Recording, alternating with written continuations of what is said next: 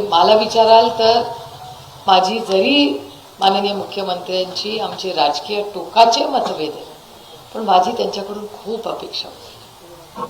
कारण का देवेंद्रजी या राज्याचे मुख्यमंत्री झालेत, एक सुसंस्कृत नेतृत्व आहे. पण अशा काळामध्ये एक सिग्नल दिला पाहिजे वरून की हे राज्य आता मी चालवतो आणि या राज्यात मी अशी कुठलीही कृती सहन करणार नाही.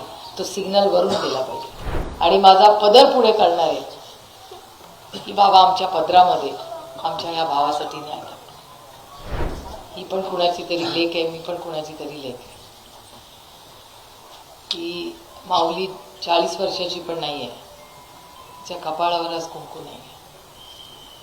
त्या आईची अश्रू अनावर आहे. कुठल्याही आईला सगळ्यात जास्त दुःख काय होऊ शकतं हे प्रत्येक आईला समजतं. आपलं मूल जाणं ह्याच्यापेक्षा मोठं काय दुःख असतं. माझ्या मावशीचा असाच एक मुलगा खूप लहान वयात गेला आणि आज त्या गोष्टीला 20-25 वर्ष झाली असतील. माझी मावशी नाही सावरली अजून. तिचा तर बिचाराचा ॲक्सिडेंट झाला होता. म्हणजे आज इतकी वर्ष झाली तरी तिच्या प्रत्येक बोलण्यात त्याच्यामुळे एक आईचं दुःख, एक बहिणीचं दुःख, एक लेक, एक मुलगा. आपण खरंच त्या कुटुंबाला न्याय कधी देऊ शकू? कारण का त्यांचे वडील परत आल्याशिवाय हा न्याय कसा? पण तरी एवढ्या समजूतदार पद्धतीने कुटुंब वागते. त्या पद्धतीने या लेखीला मी बघते आणि मी तुम्हाला खरंच सांगते, अतिशय प्रांजळपणे आपल्याला सांगू इच्छिते की आदरणीय पवारसाहेब येऊन गेले. इथे बरेच सक्षना, बाप्पा, संदीप हे सगळेच इथे येत होते.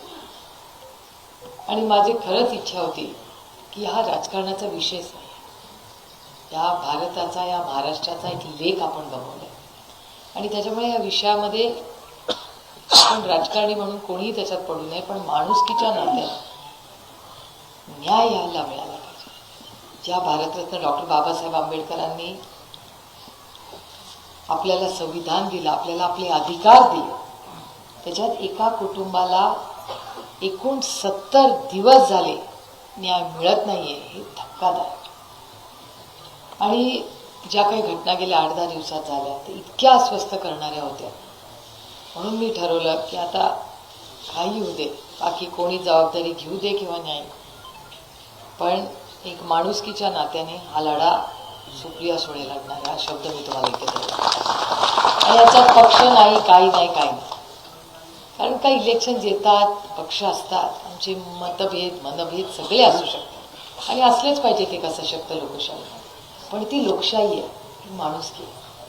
आज मला असं वाटायला लागलं की महाराष्ट्रात माणुसकी विसरलोय का हो आपण? हा प्रश्न माझ्या मनात पडतो. म्हणजे मला विचाराल तर माझी जरी माननीय मुख्यमंत्र्यांची आमचे राजकीय टोकाचे मतभेद आहेत, पण माझी त्यांच्याकडून खूप अपेक्षा होती. कारण का देवेंद्रजी या राज्याचे मुख्यमंत्री झालेत, एक सुसंस्कृत नेतृत्व आहे. मला खरं तर वाटलं होतं की हे कुटुंब जेव्हा त्यांच्याशी बोललं असेल तेव्हा तुम्हाला 8 दिवसातच न्याय मिळेल अशी माझी अपेक्षा होती, माझी इच्छा होती, अपेक्षा होती की ठीक आहे यार, राजनीती तो चलती रहेगी. पण अशा काळामध्ये एक सिग्नल दिला पाहिजे वरून की हे राज्य आता मी चालवतो आणि या राज्यात मी अशी कुठलीही कृती सहन करणार नाही. तो सिग्नल वरून दिला पाहिजे. प्रत्येक पोलिसाला कळलं पाहिजे की आजपासून जो कोणी मधला नेता असेल त्याचा आता खपवून घेतला जाणार नाही. हे राज्य हे छत्रपतींच्याच संस्काराने चालेल, शाहू फुले आंबेडकरांच्याच संस्काराने चालेल. आणि म्हणून मी आज एक महाराष्ट्रातली महिला म्हणून, खासदार म्हणून नाही, मुख्यमंत्र्यांना मी जाणार आहे, मी त्यांना वेळ मागणार आहे आणि माझा पदर पुढे करणार आहे की बाबा आमच्या पदरामध्ये आमच्या या भावासाठी न्याय करा. आणि हे जे अंधाधुंदी कारभार चालला, तुम्ही आंदोलन वगैरे काय करू नका, तुमचा लढा आम्ही लढू. मग तुम्ही अन्न सोडू नका, खरंच सोडू नका, माझी विनंती राहील गावकऱ्यांना.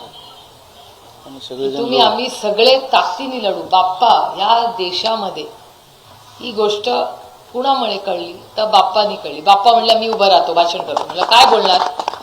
उभे राहिले आणि म्हणले की जोपर्यंत त्यांना फाशी मिळत नाही मी स्वस्थ बसणार नाही. बीडच्या केसमध्ये फाशी झालीच पाहिजे, परभणीच्या केसमध्ये आम्हाला न्याय मिळाला आणि बसून गेले. म्हणलं अरे अजून काय बोल? ते म्हणलं अजून मला काय बोलायचंच नाही, ते मला फक्त न्याय पाहिजे आणि मला ह्याचं राजकारण करायचं नाही, म्हणून मी फक्त फाशी मागतोय, मला बाकी काही नको. जो कोणी गुन्हेगार आहे त्याला फाशी झालीच पाहिजे.